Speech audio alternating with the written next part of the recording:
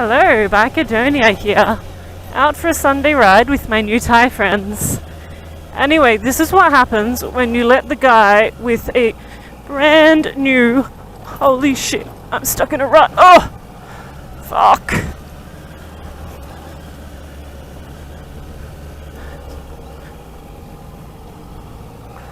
What the fuck, people? What the actual fucking fuck?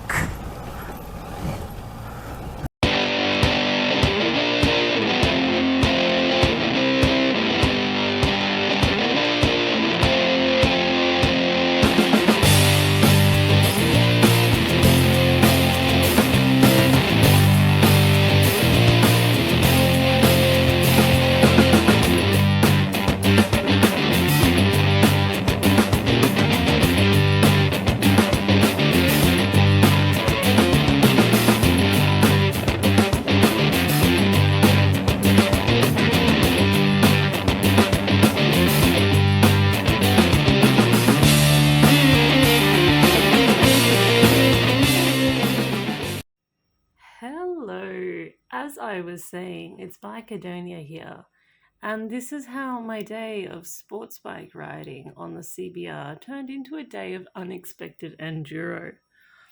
You can see that you can take the girl from the adventure bike, but apparently you can't take the adventure out of the girl. Now, you may recall that my KTM 690 Enduro is stuck on the wrong side of the Cambodian border because COVID. And you may also recall that I do my own stunts, also known as high-siding, the not awesome hire bike that I was using to get around before. And thus, I made an investment to tide me over, my Thailand commuter bike, if you will. And it's a 2013 CBR 650F, black on black, acquired at a screamingly good COVID special price. Now, she's a dark beastie, and she's as heavy as dark matter, and that inline 4 feels like a jet taking off. Oh my. So yeah, my commute has gotten considerably quicker. It now takes me longer to put on my gear than it does to get across the city.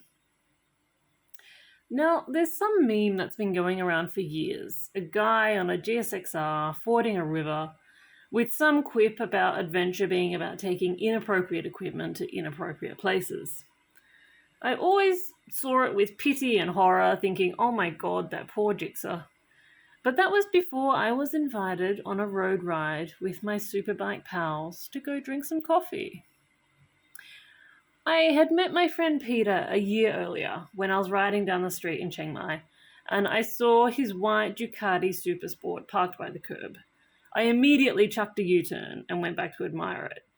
Do you know how rare it is to see such a thing of beauty here? I mean, Honda Waves are great and everything, but there's something about a single-sided swing arm and that bang of Desmo valves that makes the heart beat a little faster. As you'd expect of any good owner of such a beautiful creature, Peter was sitting there with a clear view of her. And frankly, it would be rude to perv on someone's bike so obviously. You look, you don't touch, without saying hello. And so that's how we became friends. So when he invited me on a road ride with his group, I went and I even washed my bike. If you know me, you'll know that I'm a fork seals only kind of girl. But this time I took my Black Beauty down for a proper froth and polish. Okay, so it's the day of the ride, and I'm the first to arrive at the rendezvous point, and I just circle the parking lot lonesomely. There's no one here. But soon enough, big bikes start pulling up. There's a CB650, 2 or 3 CB500Xs, a Z800, and of course the beautiful Supersport. Slightly incongruously, there's also a brand new CRF 300L. I introduce myself to some strangers, some of whom seem slightly terrified about being accosted by some random foreigner, but we soon establish that I am, in fact, invited and am not actually stalking any of them. It's a gloriously sunny morning, which is an unexpected delight in the middle of the rainy season, and we head west towards the Burmese border. I have no idea where we're supposed to be going, but I will ride a motorcycle anywhere on the promise of coffee, and even without it. So everything is going fabulously. I drop back and I slip forward in the pack a couple of times to admire the Ducati and the Z800 from different angles. We stop for beverages at an army checkpoint in the national park. Everything is so chill. I didn't know it at the time, but this will be, in a way, one of the last days of summer. Although cut off from the world by COVID restrictions, at this moment, just now, on this day, Thailand was still basking in the sun of basically zero infections up north. Within a few weeks' time, however, Delta would arrive and smack Chiang Mai into a world of pain. It hadn't happened yet, though. So we turn off the main road and we head north, threading through progressively tinier inter-village roads. The clouds start to gather around us, and suddenly everything is damp. The concrete roads are literally green with moss. I ease off the throttle and I tell myself to chill out. These conditions will have you in the bushes before you even know what's happened, and there are way too many fairings on a CBR for that kind of shenanigans. Anyway, I'm coming up a steep right-hander when I lose steering. The bars will not turn, straight ahead only. I pull the clutch and I ease on the brakes before disaster can strike. And when I look down, the culprit is immediately obvious. The ram mount style bauble bolted onto my bars has snapped in two, and my phone is now jammed between fork and fuel tank. And that would be why she isn't turning. I extract my phone from its predicament, and it's fine. The old Galaxy S7 is a veteran of many crashes, disasters, hard enduro, and other assorted impacts after nearly 5 years on the road with me. It's seen a lot worse. I ask Peter if I can put the now unmoored phone and the X-Grip into his backpack, and he's delightfully obliging. Little does he know, though, of the shopping to come. Now, in fairness to Ram Mount, I suspect that the defective bauble mount was actually a fake and not the authentic product. However, on the other hand, I did have the same thing happen to my genuine Ram mount a couple of years ago in Laos, after 3 years or so of punishment on the 690 Enduro. So, suboptimal, but perhaps to be expected. Anyway, so we carry on through the slippy slidey half rain, and then on a mountaintop, somebody puts the guy on the CRF 300 in charge. Yes, he's running those IRC knobbies that they all come with. And yes, he's on a dirt bike. And no, nobody warned me. So now the road is dirt. Damn it, I think as I negotiate the ruts carefully on my sports suspension and my half-slick tyres. I think to myself, hopefully this will only be for a few 100 meters. Anyway, catch me 3 hours later and the sweat is running into my eyes as I wrestle 220 kilograms of sports bike up a washed out clay track. Pick your line, pick your line, pick your line is on repeat inside my head. CBR Enduro is one of those things that is absolutely fine, as long as you don't stuff up. If you make a mistake though, then you're toast. Physics is coming to kick your ass. Just at that moment, one of the guys on a CB500X blasts past me and he takes my line. I start cursing inside my helmet. Like, yes mate, congratulations on being able to ride dirt faster than a CBR. But I cannot afford to accommodate that bullshit right now. I make some kind of enraged hand gesture, which he hopefully interprets as, good on you mate, keep going. And somehow I don't crash. Later on, my intestines are digesting themselves. Lunch is hours overdue. We stop at some tiny village shop and the guys get on the beers while I down an electrolyte drink and some kind of sweetened soy milk, which of course proceed to curdle delightfully in my stomach. I ask one of the guys when we're going to be stopping for lunch, and he tells me he doesn't know because he doesn't know this route. He's not exactly sure where we are, and he doesn't know where the next food will be. So, not at all reassured, I eat some kind of compressed chicken product on a stick, which is full of shards of bone. It is really, really bad. But not as bad as that paste made out of bamboo worms. So I guess there's that. So anyway, I'm not the only person here today trying to nurse a sports bike through the ruts though. I might have the heaviest, but Piers Ducati definitely takes the trophy for least suitable motorcycle. And Lakpar's Z800, it can't be much better than the CBR in these conditions. But everyone's still smiling. That's the thing I love about riding with groups in Thailand. And, in Indonesia too. Every trip is a party. It doesn't matter what happens. Everyone is still laughing. The only difference is that my Thai friends drink more. And I mean more. Anyway, so the next surprise is we hit the wet orange clay. It's been raining and the hills are steep. So road tyres, unbridled horsepower, no rain mode or traction control or any of that fancy stuff, and 220 kilograms of uncooperative, fully fed motorcycle, which I cannot flat foot. Of course, I get sideways, I pull it back again, I get sideways, I pull it back again. My clutch hand is getting an absolute workout. Feather, feather, feather. There's just too much power and not enough traction. And then I see this hill. It just drops away under a coating of slick clay like melted butter. This, I realize, is the point of no return. If I go down that zero traction hill, there is no way in the world this buffalo of a bike is going to get back up it again. Unless maybe it's being dragged up it by a real water buffalo.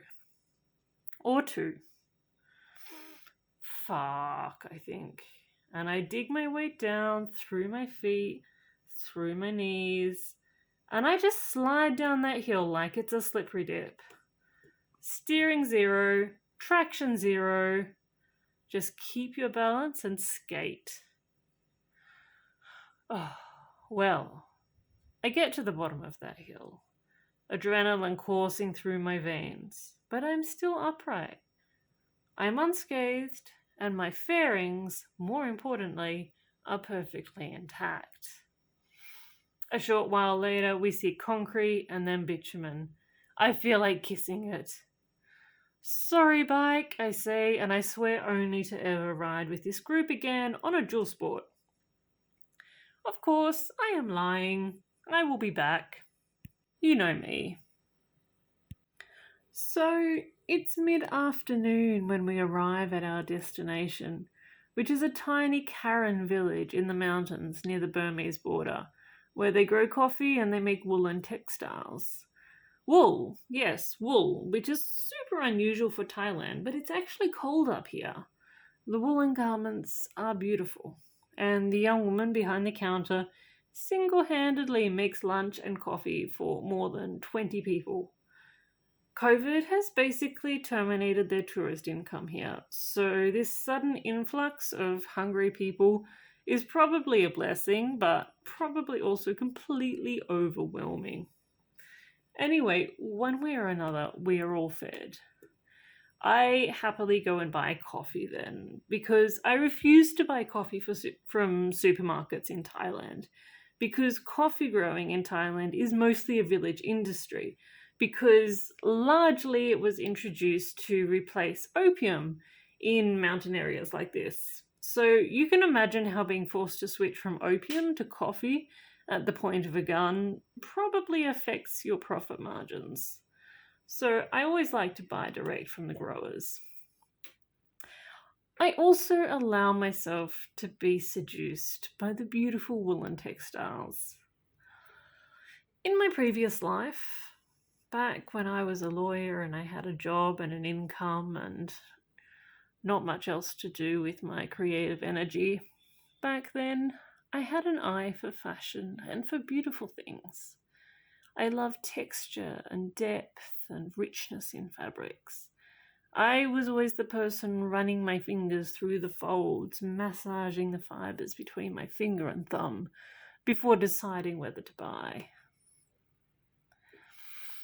Eventually, I settle on a simple wool and cotton weave top, which is cream and ochre, which is just the kind of thing that you'd put on with your jeans on a cool winter day in Thailand. Anyway, of course, I then promptly palm this purchase off onto Peter to carry. Poor Peter. His backpack is so useful though, and he takes it in good humour. He adds my new woolen garment to the coffee, the phone, and the phone mount already weighing him down. His Ducati Supersport has also survived the journey unscathed, and he's still got a smile on his face, which, as far as I'm concerned, is the best kind of people.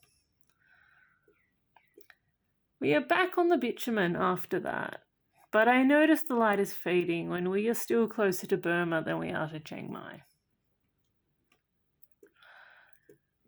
It's been a day. I am toast. So I peel off and I head for home. I'm flying through the twisties around hot. I'm finally doing what this bike has been built to do, which is not enduro. But I stop at a fuel station and I see a bunch of guys, mostly Thai and one lonely Australian, coming back from a weekend of dirt bike camping. They are on rigged out KLXs and they are properly dirty. They've been out having some fun too. So, of course, I go and make friends with them. It turns out that one of them is Keng, a kind of semi-famous mechanic in the Chiang Mai dirt biking scene. I first heard his name years ago. But Chiang Mai is a small town, and like The Wire, everything connects. As I fly back into Chiang Mai on the highway at dusk, my eyes are wide as I look for Hiluxes doing U-turns in the middle of the dual carriageway, which is kind of a Thailand special. There would be no more classically Thai way to go out than at the hands of a U-turning Hilux driver hopped up on beer chung and Lord knows what else, while flying down the road on an inappropriately dirty sports bike after a day in the hills. But today, it's not my time. I managed to spot and avoid all the Hiluxes, all the grannies on scooters, all the sidecar food rigs that just drive sideways across the traffic while hoping for the best. My eyes are sharp. I can smell wood smoke on the air at dusk, and I feel alive. I arrive in Chiang Mai from an unfamiliar direction and navigate unerringly for my current lair. I remember how disoriented I felt when I first came into Chiang Mai, with its curving roads and one-way whirlpool of traffic around the moat of the old city. Now it feels familiar, known. It's been almost a year and a half since the borders snapped shut around me, closing me into Thailand, and for a moment, it almost feels like home. I give the CBR a pat of gratitude as I lock the steering and tuck her up for the night. We had an adventure, and she did not let me down. Upstairs, I crack a beer and stare into my own face, dirty, worn out, happy, in the reflection of my phone screen. It takes me 10 minutes to tug all my gear off. Boots, Kevlar, knee guards, jacket. Because I am tired and I'm lazy. And because the beer is so good and cold in my throat and because I can. I lean my back against the front door and I am happy.